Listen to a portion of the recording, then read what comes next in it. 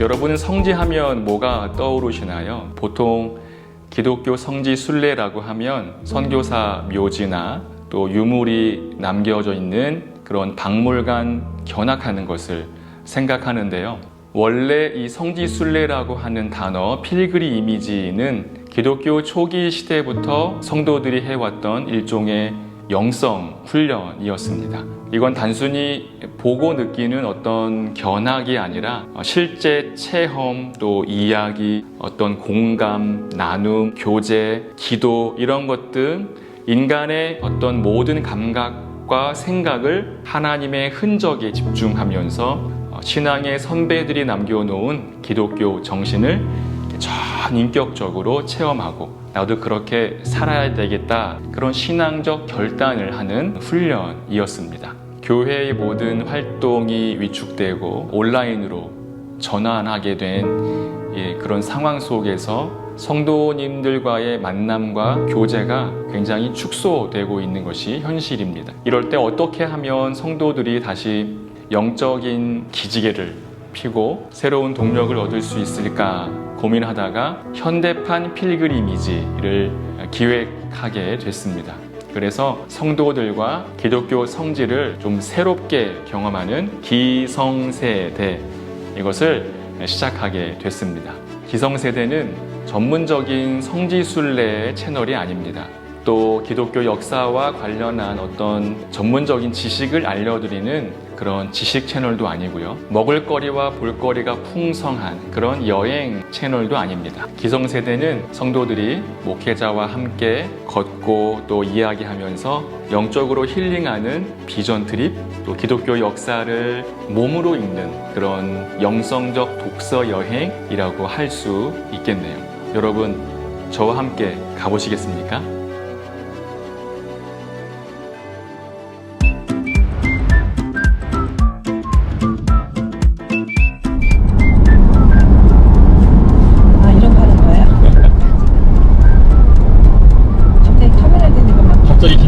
긴장되네. 우리 은식이만 괜찮아. 아, 익숙해졌네.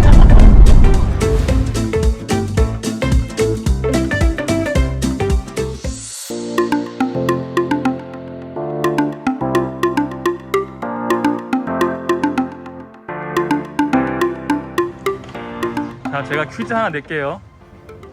이 고든 어비스는 이분의 한글 이름이 뭘까?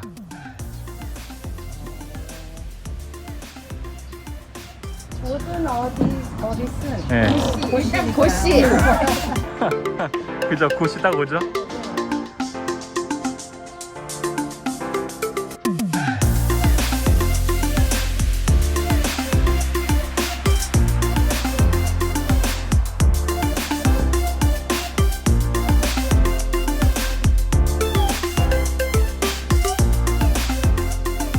이게 이제 그 선교사님들이 항상 강조했던 거예요. 네. 여기는 예배당이다. 예. 자, 이 교회가 몇 년도에 지어졌는지 자, 또 찾아보시기 바랍니다. 자, 몇 년도일까요? 1904년 정도 됐어? 아, 근접했는데. 네, 1904년. 네. 선교사들이 보통 들어오는 때는 부활절, 네, 아니면 크리스마스, 성탄절. 네. 끝까지 안 가요. 권사님 그 종친 기억 있으세요? 옛날에 어렸을 적에? 저희 어렸을 때 네. 교회에서 종을 쳤었죠. 종탑에서. 그죠? 네. 오, 손 힘이 아파요. 아프죠? 되게 아파요. 이게 그냥 나는 종소리가 아니에요. 쌤통이 있어요. 에?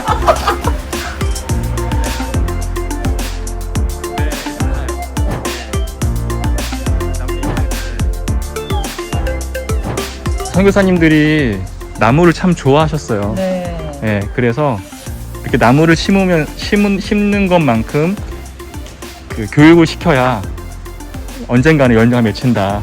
네, 오웬 선교사가 일단은 이제 사망한 이후에 그 후손들이 오웬 선교사가 이제 광주를 사랑한 거 마음을 이제 갖고 저는 이제 여기다가 이제 기부를 한 거죠. 지어달라고.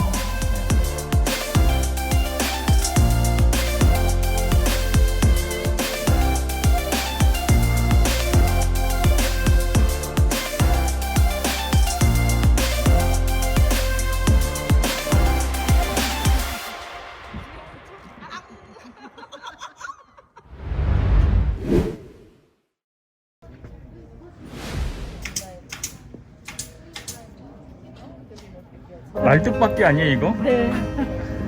생겼다. 근데 이런 공부 잘한대. 이거 코 올린 거예요. 그 동네 자체가 그냥 냄새가 나죠? 성경 냄새가. 네, 이 거리는 아예 딱 여기서 예수 믿지 그러니까 않으면 안 될 것 같아요. 함부로 길에서 담배 못 필 것 같고. 네.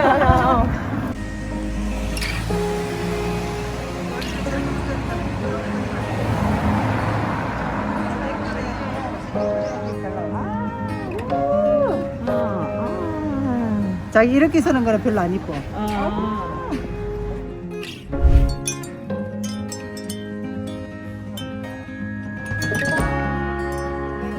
유행 따라 살지 말고 형편 따라 살자. 아버지 이제 안 깨달아요. 어찌 그렇게 사셨나요? 더 이상 쓸쓸해하지 마요. 아따 솔찬이 반갑소이.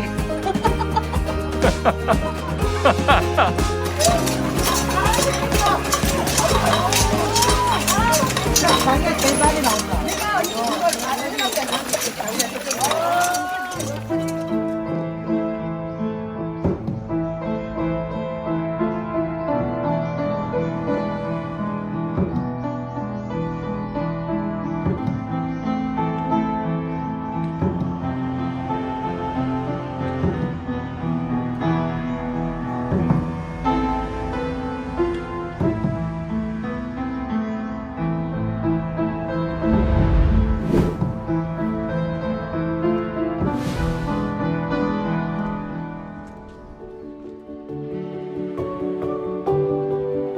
(1904년 12월 2일) 25일 근처 아까 나왔던 데 네. 비슷한데 네. 양림교회. 양림교회. 네, 양림교회. 배우지 유진벨하고 오기원 누구죠?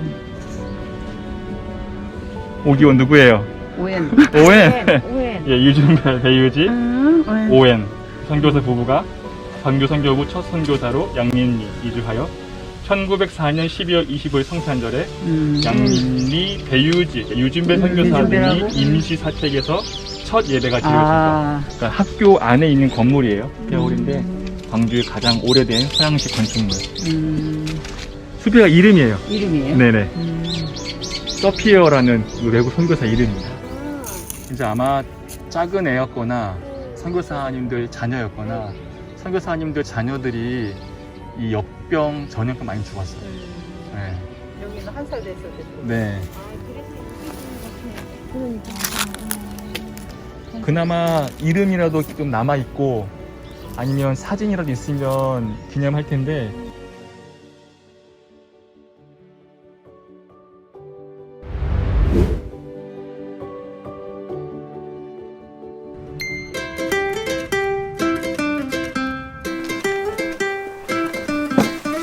여기 열렸습니다. 여기 그냥 자유롭게 들어오는 거예요. 네. 여기 이제 오시는 분들이 여기 서재를 채운다 하더라고요. 네. 다 이제 자발적으로 와서 채우는 거니까.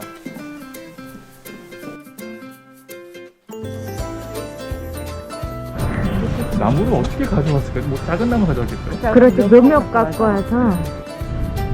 아, 이게 먹을 수 있다네요. 이 열매를 먹을 수 있대요. 호두나무니까?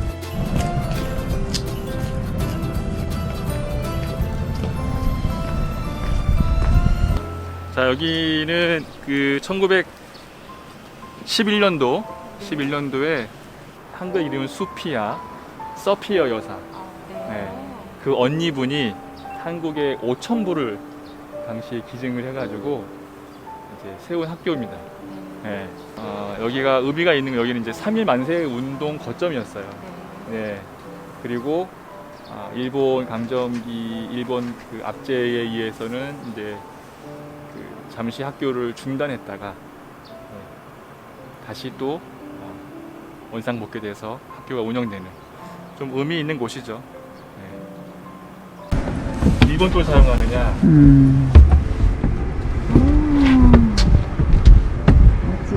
벽돌 건물이 참 멋있다. 이제 여기는 대한민국 근대 문화 유산으로 지정이 돼 있죠. 자꾸 이쪽이 익숙해져. 너무 멋있잖아. 멋있어.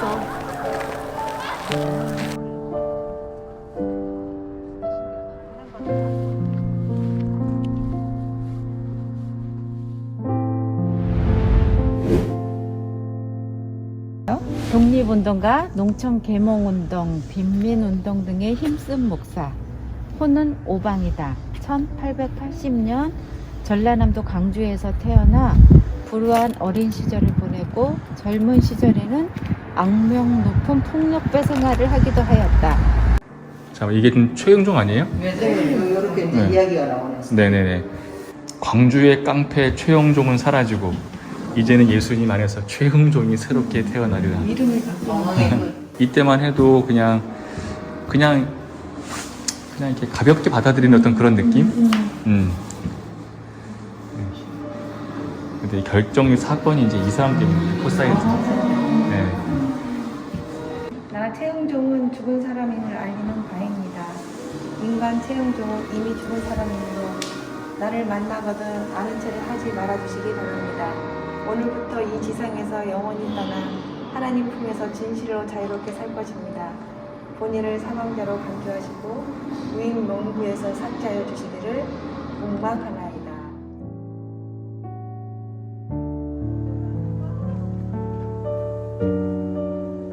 유교 때 공산당들이 미국놈 비라고 총으로 쏴붙여 깨져버리니까 저 양반 집 순천으로 이 비를 서울에 양안이 이렇게 딱 만들어 놓고 이러면 집으로 가져간 거예요. 가져갈 때 보니까 이 속에가 성경 찬송이 딱 들어있단 말이에요. 여기를 보면 미국 사람들은 만나기는 싸웁니다. 근데 미국에서는 사람을 죽이거나 왜? 그 이유는 흰색이 참 조선사람의 흰색입니다. 나눌게요, 나눌게요. 아니, 괜찮아. 아니야. 자, 여기 하나씩. 네, 하나씩. 요 포도를 이것을 망치로 깨다 안 깨지. 이거예요? 안 깨지. 이게 뭐냐면 이게 북호두 나무, 북호두죠? 북호두? 미국 흑포도라고. 흑호두, 흑호두. 그런데 그러면 우리 전남에서 상해 가면은 이 호두 두 알이 제일 싼 것이 30만 원입니다.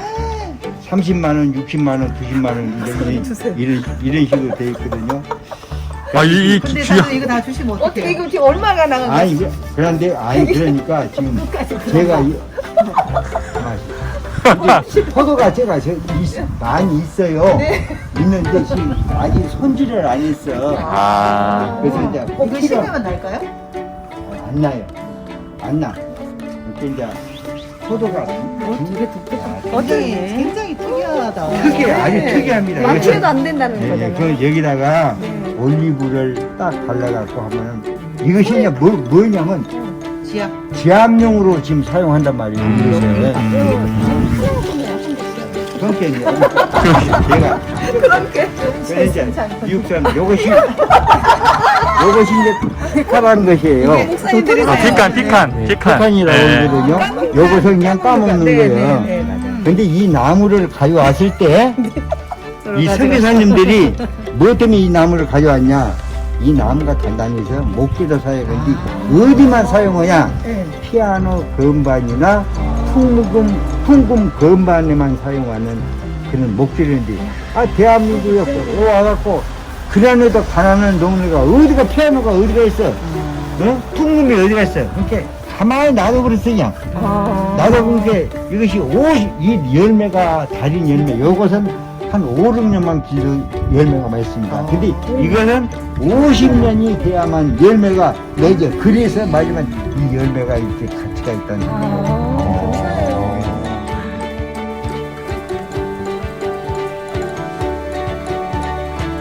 좀 얼굴 좀 가까이 오실래?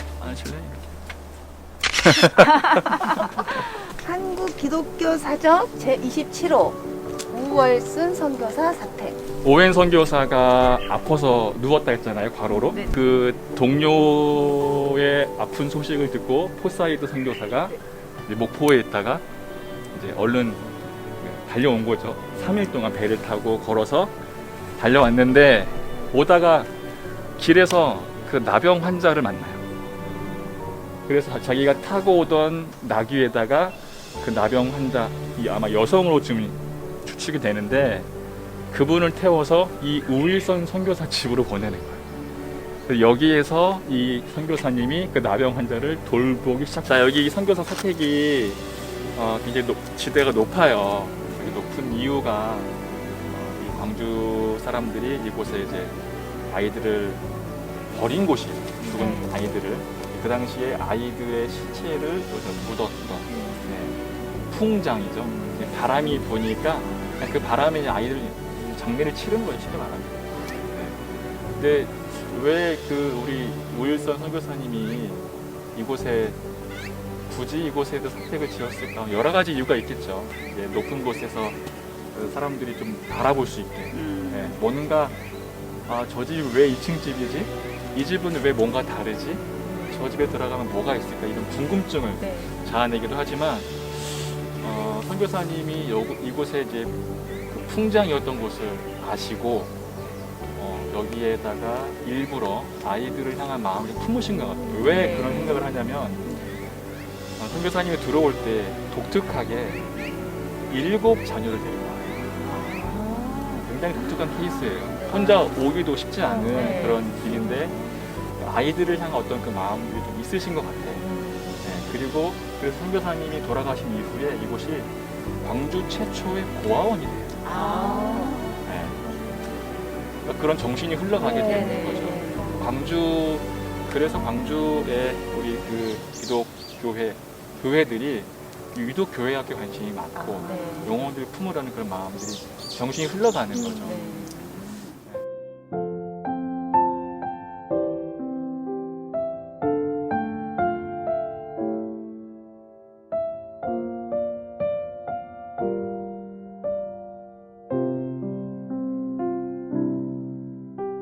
하나님을 사랑하는 마음이 얼마나 컸으면 이 먼 땅까지 와서 이렇게 영혼들을 사랑하고 이곳에 진짜 헌신하시고 이곳을 이 나라 백성들을 이렇게 사랑했던 그 사랑의 마음이 어떤 마음이었을까? 우리도 지금 그 마음이 우리한테도 있나? 그래서 그 사랑을 영혼을 사랑하는 그 마음, 사람을 사랑하고 하나님을 사랑하는 그 마음. 그거에 대해서 많이 느꼈고 또 광주가 이거를 잘 이렇게 보존하고 있다는 게 너무 감사하고요. 그죠. 네. 이름 없이 빛도 없이 그렇게 사셨지만 가장 빛난 선교사라는 생각이 들었고요. 광주는 정말 빛이다. 좋은 정말 동역자를 만난 것 같은 느낌? 저도 이분의 본을 따라서 살아가야 되는 거잖아요. 어쨌든 믿음의 자녀니까 어떤 모델을 뵐 수 있었던 것 같고 새로운 분 한 사람을 또 만난 것 같아서 되게 신선했다. 숭고했다. 유튜브에서는 너무나도 많은 성지 그 여행지가 있잖아요. 그거는 저희가 보고 그냥 보는 거고 시각적으로 보는 거지만 이 기성세대는 저희가 직접 같은 곳을 와보고 또 그 고프로라는 어떤 카메라를 들고 다니면서 생소한 거지만 그것들을 찍고 또 그걸 편집을 하는 이런 것들이 되게 신선했던 것 같아요. 정말 신선했던 것 같아요. 설레기도 하고. 부담은 안 되셨어요? 처음에는 그 기계치다 보니까 부담은 있기는 하는데 이거 어떤 기계는 자꾸 기능적인 거니까 배우면 느는 거잖아요. 그러니까 그거에 대한 거는 이제 배우면 되는 거고 어쨌든 도전! 한 게 큰 저희한테는 좋았던 거. 다음에 새로 오신 분들도 이 새로운 기계를 익혀야 되는데 한마디 해주세요. 네, 처음엔 많이 기계라는 것 때문에 낯설고 어려운데 그 고비만 잠깐 넘기면 저희들도 얼마든지 할 수 있고 저희들이 찍고 싶은 영상, 그러니까 저희들이 다음 분들에게 전하고 싶은 영상을 이렇게 찍을 수 있고 또 벽돌 하나를 또 우리가 만져볼 수도 있고 이렇게 했던 게 너무 좋아요. 도전해보세요.